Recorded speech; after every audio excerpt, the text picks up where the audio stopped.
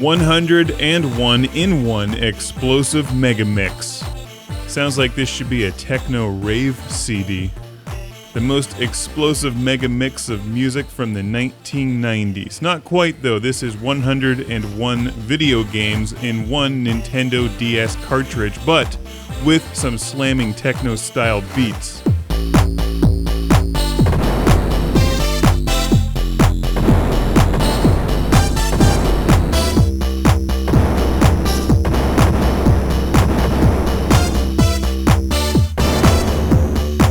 The Nintendo DS has a very cool style with the dual split screens, giving you a vertical aspect ratio for many of these games. The designers of 101 in 1 Explosive Megamix use it to great effect here for many of the games. In fact, some of them actually require you to turn the Nintendo DS sideways. Sadly, what they did not take into account is that the Nintendo DS does not have dual 18-inch subwoofers. To make this game live up to its full Explosive Megamix potential in the sound department, what you want to use is an 1/8-inch stereo adapter that runs into two RCA cables, run that into a preamp, which then feeds into dual 10,000 watt monoblock amplifiers, powering two 18-inch subwoofers, which should shake and level a 12-mile radius, letting everyone know that you're playing 101 in 1 Explosive Megamix, and it lives up to the title.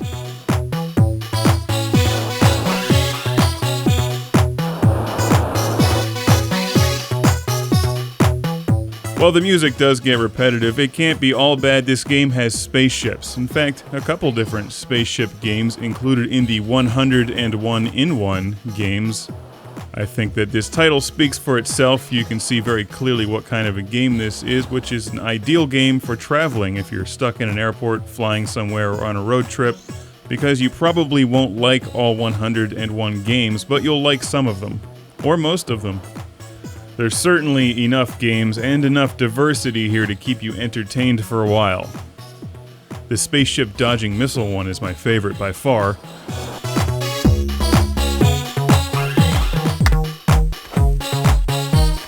Others like the archery one, and some of those are kind of cool. I didn't care for the soccer ball bouncing ones and sports ones. Most of the games require you to use the Nintendo DS stylus to grab things or point at things quickly, move them about the screen or slide them or throw them. Others like the Tron Light Cycle / Centipede game require you to use the D-pad. Controls vary game by game. For the most part, this is very well designed. I have no complaints technically, and as I mentioned, it really speaks for itself. You're going to like some of these games and you're not going to like others.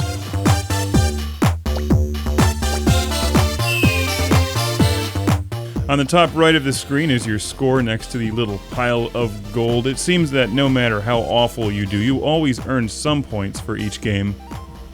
Naturally, if you play better, you earn more points, and then you can unlock games faster.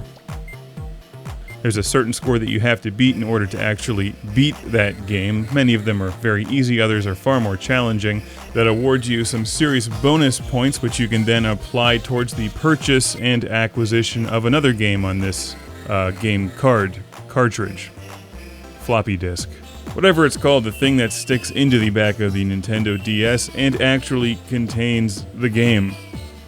The thing with the sticker on it, usually colorful, that has the same title as the game that shows up on screen most of the time. If you find one game that you like a lot and you're very good at, you can just play that over and over and over and over again and earn points like mad. So it's not terribly difficult to unlock the rest of the games on 101 in 1 Explosive Megamix. It's like Mega Made, sort of. Not really. They both have Mega in the title.